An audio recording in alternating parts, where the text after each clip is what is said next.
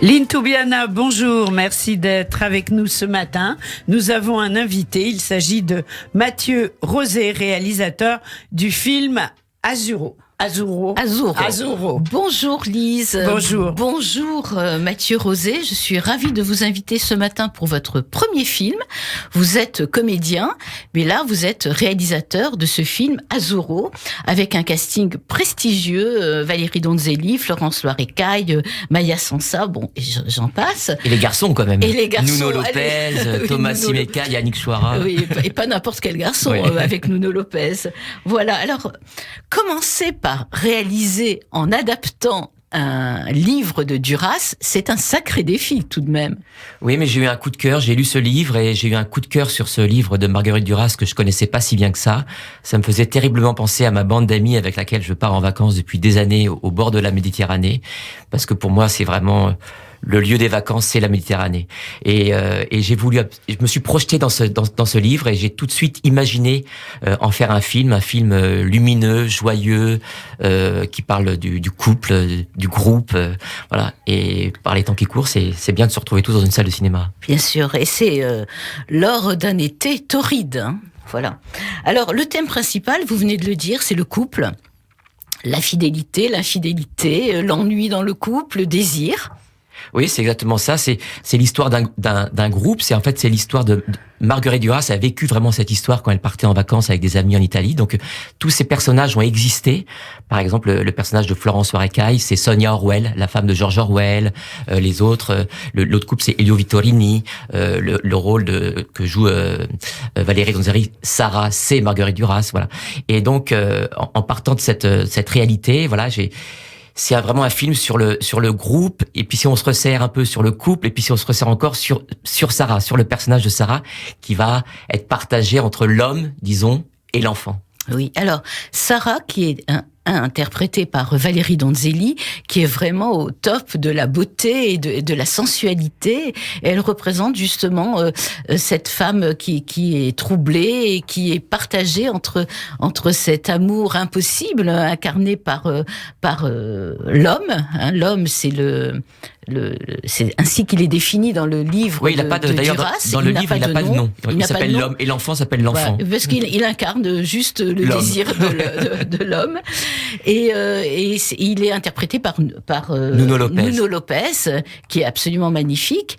Alors on voit effectivement cette espèce de dilemme entre cette attirance pour cet homme et puis l'amour pour son enfant. Oui, c'est quelque chose d'assez original.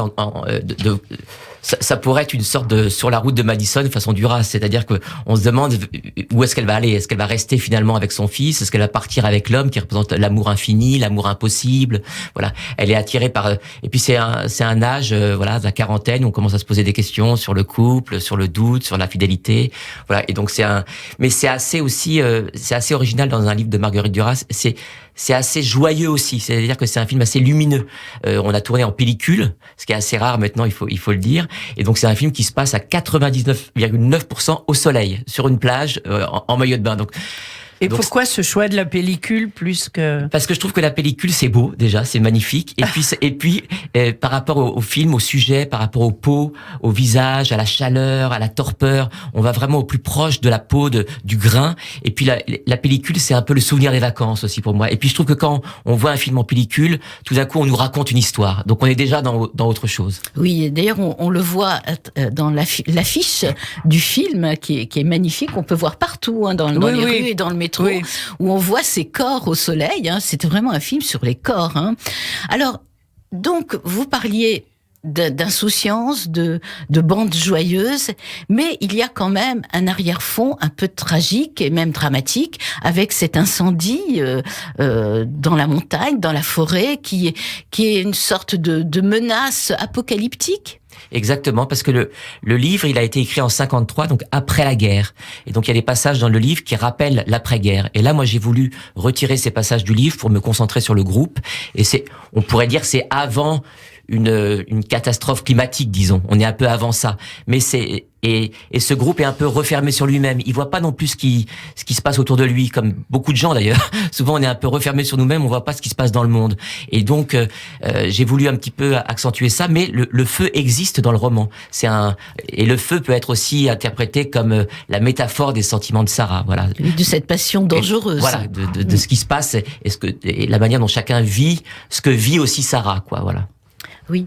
Alors, il y a aussi le drame du fils perdu. Oui, alors ça, le fils perdu, c'est vraiment dans le livre. Moi, je l'ai retiré dans le film et je l'ai remplacé par le petit-fils perdu. Le petit-fils perdu. Mais il y a aussi dans le roman, il y a cette peur de la perte de l'enfant. Il y a quelque chose de très profond chez Sarah, chez le personnage de Sarah. Elle dit depuis que mon fils existe, depuis qu'il est né, je vis dans la folie, quoi. Elle a une espèce de passion pour son fils et en même temps, elle est complètement angoissée par son fils. Elle sait pas comment le gérer, voilà. Et cet enfant, il est dans tout ce groupe, il évolue comme ça, tout le monde l'adore et tout le monde s'en fout un peu. Oui, tout à fait.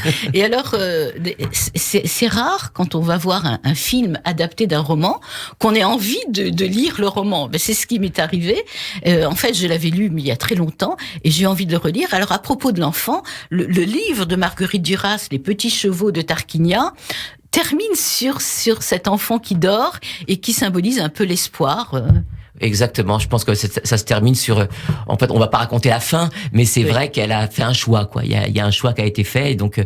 Mais l'enfant, ça pourrait être aussi l'homme un peu plus tard. Voilà, tout ça est un peu mélangé. Il y a toujours ce mélange de fiction et de réalité chez Marguerite Duras que j'ai voulu un petit peu retranscrire et montrer à l'écran. Alors c'est vraiment une très très belle adaptation du livre de Duras. Alors quelles ont été vos influences? Parce que c'est vrai qu'on pense un peu à Antonioni. Ah bah là, vous pouvez pas me faire plus plaisir, avec beaucoup de pincettes, parce que vous avez bien fait de venir.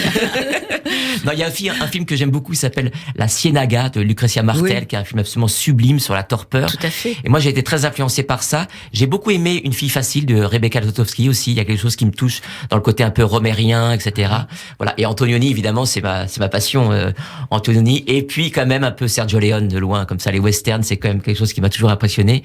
Et avec le compositeur Kid Francescoli, on a beaucoup parlé de western, de chaleur, etc. Parce que la musique est très très importante dans le film. Oui. Alors est-ce que vous avez pu voir aussi d'autres adaptations de Duras comme La douleur d'Emmanuel Finkiel? Pour moi c'est magnifique.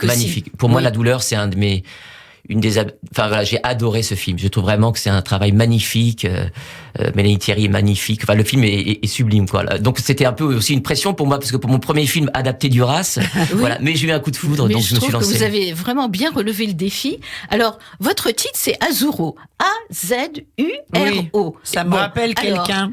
Ça vous rappelle quelqu'un, effectivement. La chanteuse. La chanteuse, Régine, qui chante Azuro. Mais ça s'écrit pas pareil. Non, pourquoi? Parce que Azuro, A-Z-U-R-O, ça existe dans aucune langue. A2Z avec 2 R, c'est en italien, avec un accent, c'est en croate, je crois. Et en fait, dans ce petit village où ils passent leurs vacances, j'ai inventé une langue qui n'existe pas. On comprend rien à cette langue. C'est un mélange de croate, d'espagnol, d'italien, de grec. On s'en fout un peu. Ils sont en vacances. Et le titre participe de ça. C'est une sorte d'espéranto estival, si vous voulez, la langue. Et donc, le titre, il n'existe dans aucune langue. C'est Azuro. Mais on sait quand même, quand on l'écoute à l'oreille, on voit quand même ce que ça nous évoque. Bien sûr. Et ça donne une dimension universelle à ce film magnifique que je recommande à nos auditeurs. On va écouter un petit peu de Régine. Azuro. Avec plaisir.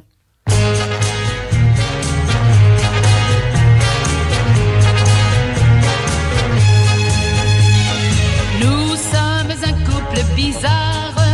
Moi je travaille, toi tu ne fais rien.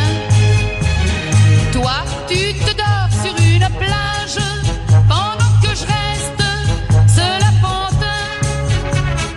Si je ne déchire pas tes cartes, c'est que les timbres sont italiens.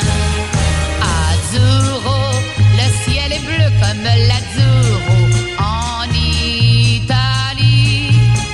Azzurro, mais à Paris il pleut des cordes et je m'ennuie.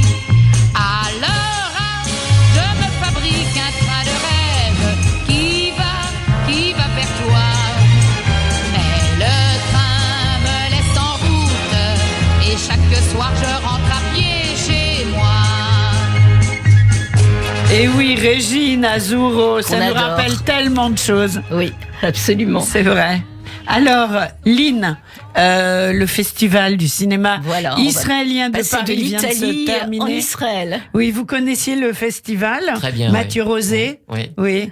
Alors, pour qui le public et le jury ont-ils voté? Alors, le meilleur court-métrage, je ne sais pas si vous l'avez vu. J'en ai vu plusieurs, mais j'attends. C'est Switch.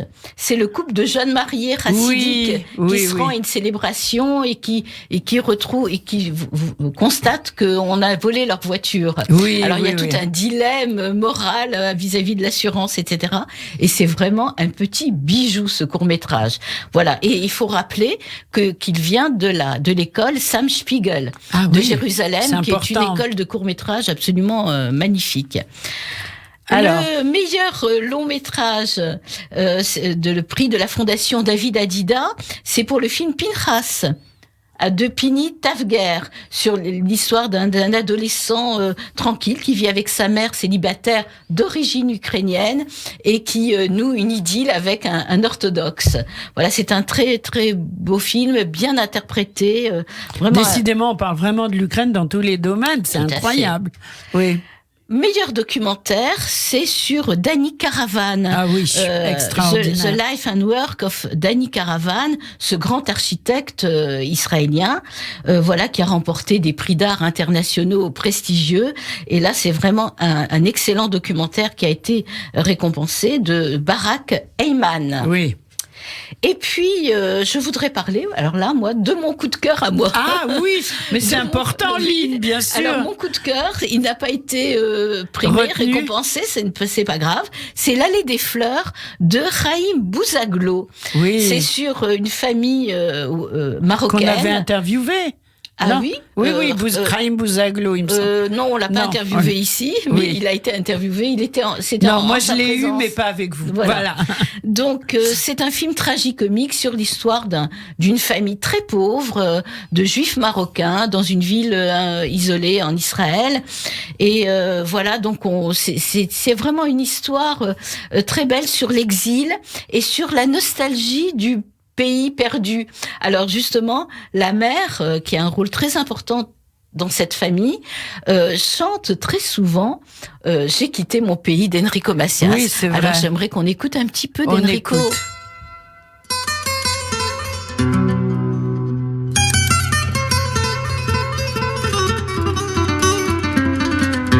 Écoutez, c'est Radio J.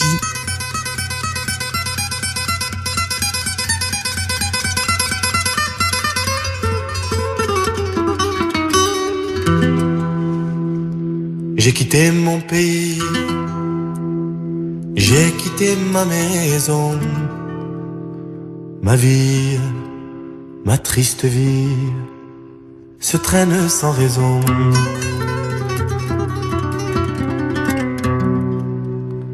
J'ai quitté mon soleil, j'ai quitté ma mer bleue, leurs souvenirs se réveillent bien après mon adieu. Soleil, soleil de mon pays perdu, des villes blanches que j'aimais, des filles que j'ai jadis connues. J'ai quitté une amie, je vois encore ses yeux mouillés de pluie, de la pluie de l'adieu. Je revois son sourire si près de mon visage, il faisait resplendir les soirs de mon village. Mais du bord du bateau